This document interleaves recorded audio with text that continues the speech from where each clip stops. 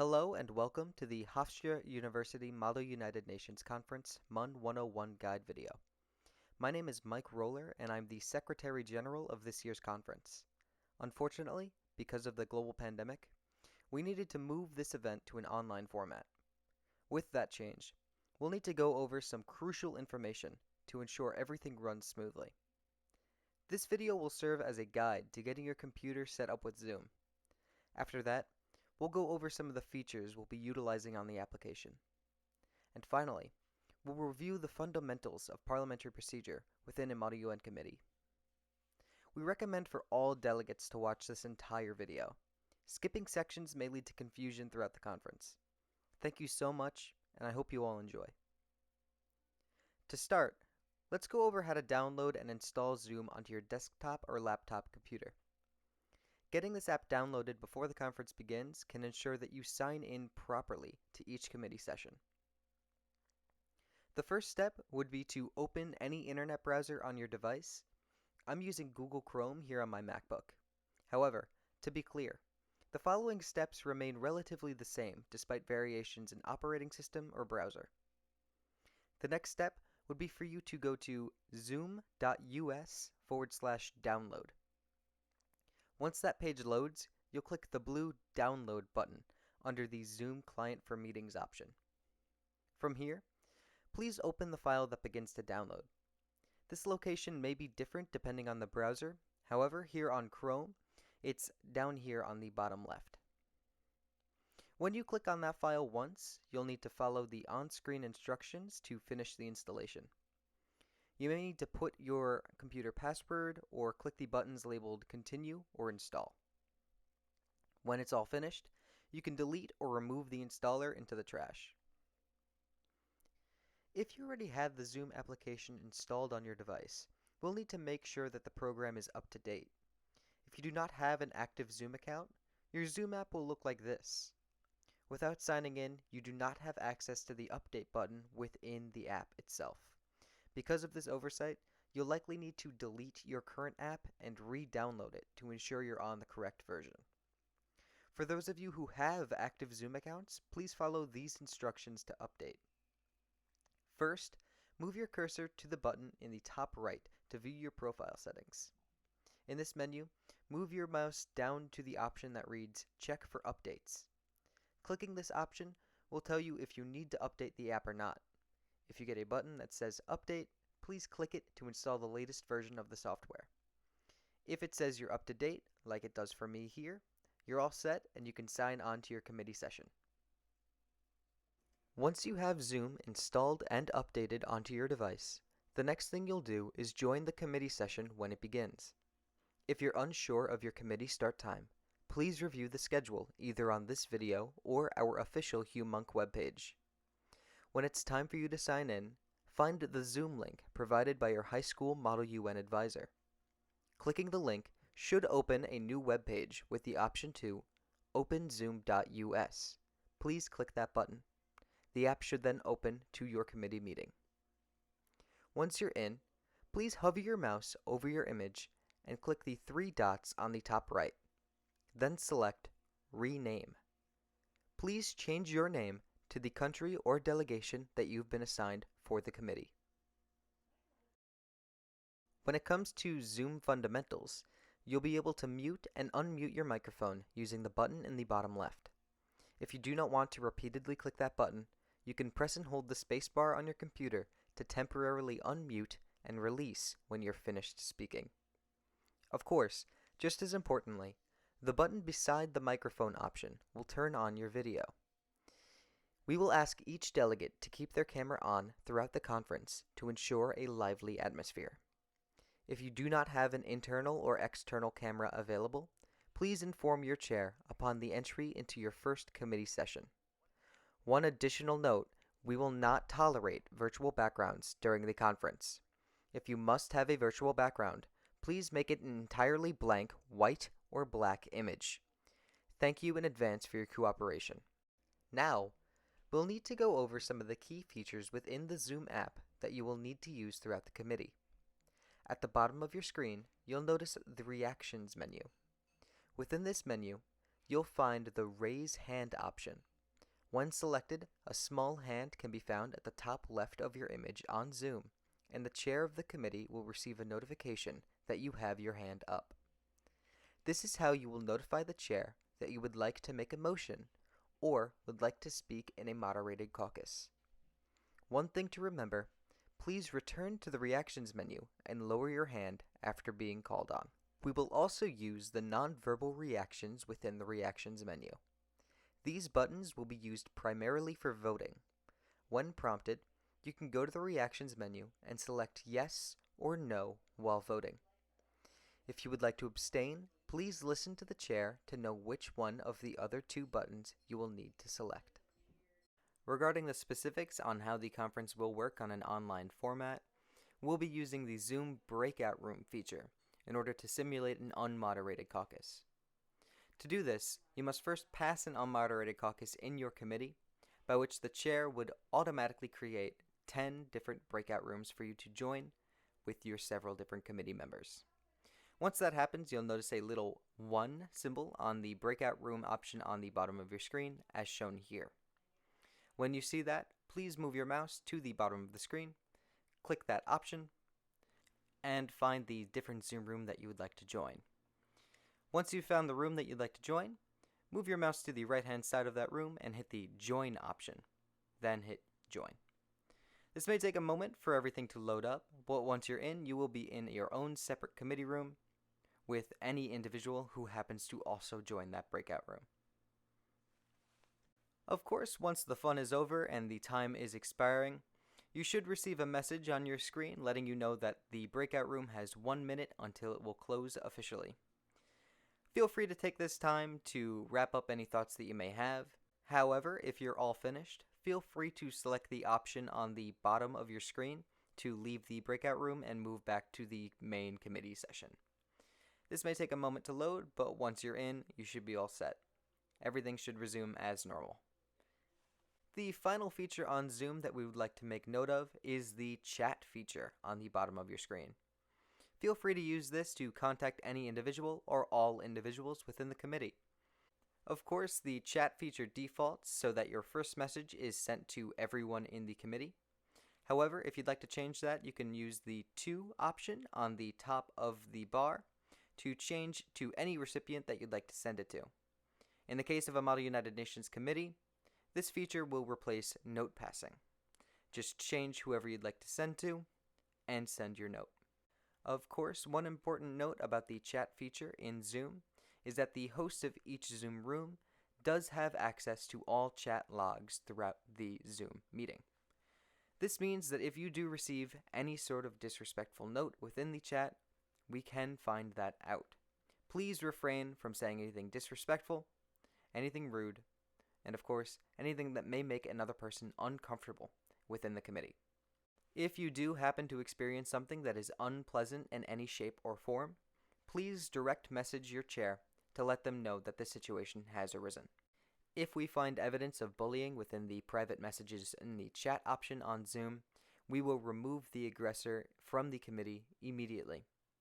So please refrain from anything that may make another person uncomfortable or anything that may hurt another person's feelings.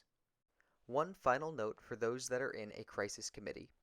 Please save the email address listed here for your respective committee.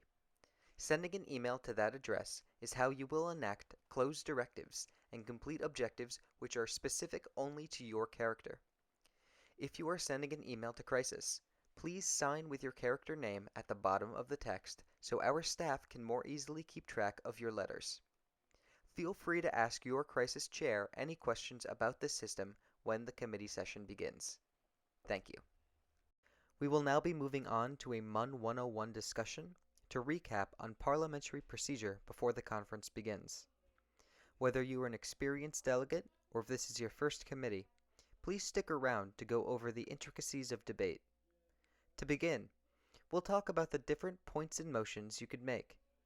A point of personal privilege is typically what one would say to request something outside the debate topic. For instance, in person, this point can be made to ask to go to the bathroom, turn on the AC, or if you'd like someone to speak up. On Zoom, however, you can use this point to request to turn off your camera, or any other personal requests you may need to make. The second point listed here is a point of order. You can say this if you feel the chair of your committee has made an error in the rules of committee. If you feel the chair has skipped a critical part of the voting procedure or have miscounted votes, you can say point of order to make note of the issue. Point of inquiry is a phrase that you'd say before asking a general question to the person currently speaking or to the chair of the committee. Similarly, point of information can be used if you have a question regarding the definition of something, or if you'd like to ask about the specifics of the committee background guide.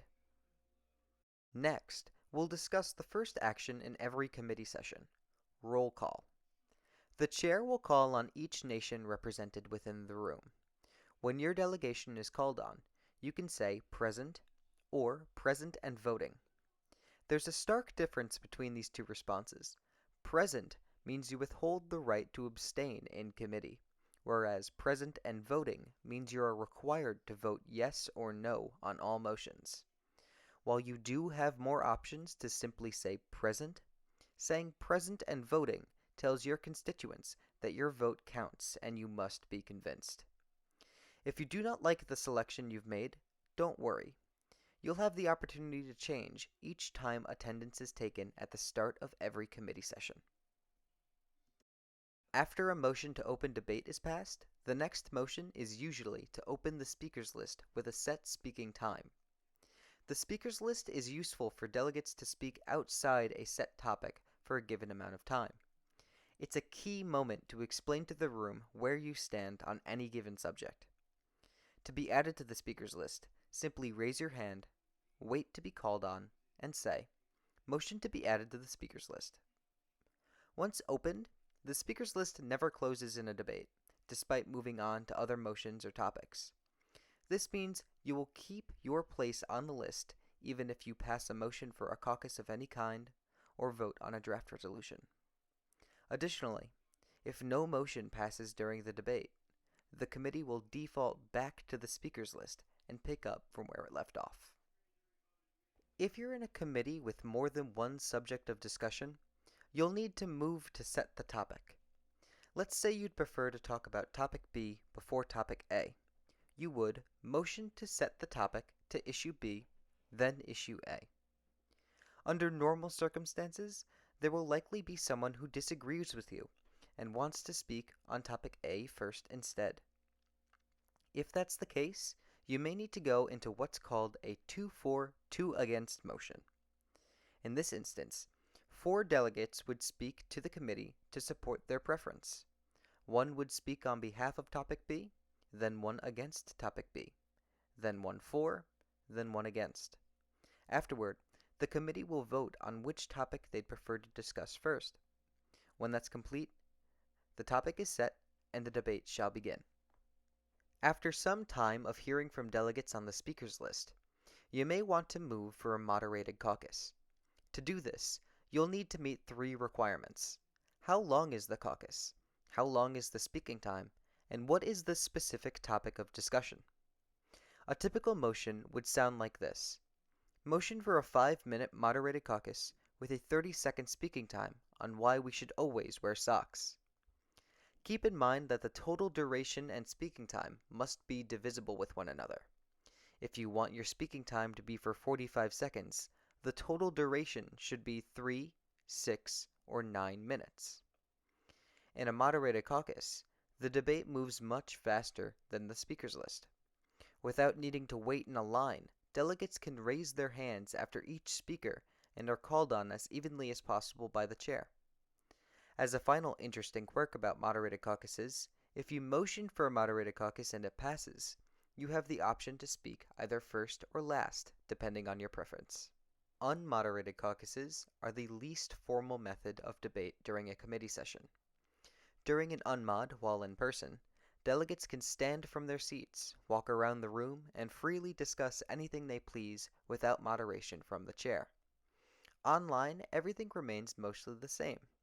We will open breakout rooms for each delegate so they can freely move around and discuss with their peers. Interestingly, Unmods are used mostly to write working papers and draft potential resolutions to the topic at hand.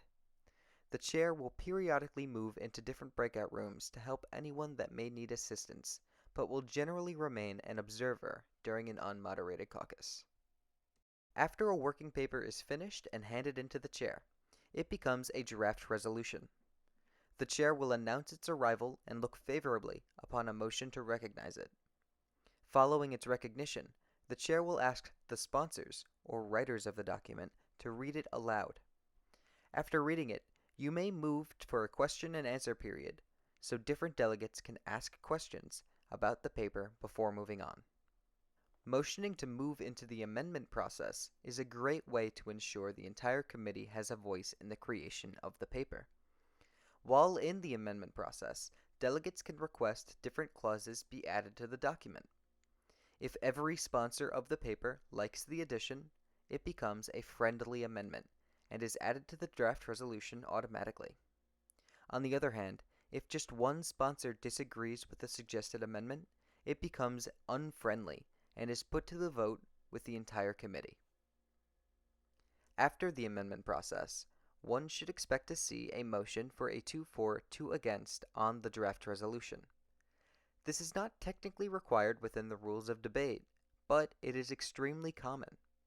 This is a useful moment for those who oppose the document to have their voices heard so they can explain why you should, potentially, vote against the paper. Alternatively, this gives the sponsors and supporters of the paper further time to explain why the committee needs to pass their resolution. Finally, to end the topic, the draft resolution is put to a vote. The chair of the committee will do a roll call vote to hear the responses of each committee member. Similar to roll call at the start of the session, each delegate will be called on alphabetically and expected to respond with for, against, or abstain if they withheld the right to do so. With a simple majority vote, the draft resolution can officially pass and the topic can be put to rest. Finally, we will now go over how to write a draft resolution and what you need to put into the document before giving it to the chair. Firstly, a draft resolution will need to have at least 3 sponsors or writers. Any less than that suggests that you did not hear from enough of the committee members to get input on your working paper. Secondly, you'll need about 20% of the committee to sign off as a signatory. In all GA committees in the 2021 conference, 20% of the committee adds up to about 5 delegates. As a signatory, you are essentially saying you'd like to see this paper discussed and debated on. You are not directly supporting the paper. Lastly, your paper requires to have 2 different clauses in 2 separate sections, preambulatory clauses and operative clauses. Preambulatory clauses, or preams, have very little to do with the actions you are taking to resolve the problem. Instead, preams are used to explain why you need to resolve the problem. They usually consist of extremely fluffy language that isn't taking any direct action. An example of this would be the phrase, condemning the recent violations of human rights. The act of condemnation is not a legitimate response to the problem.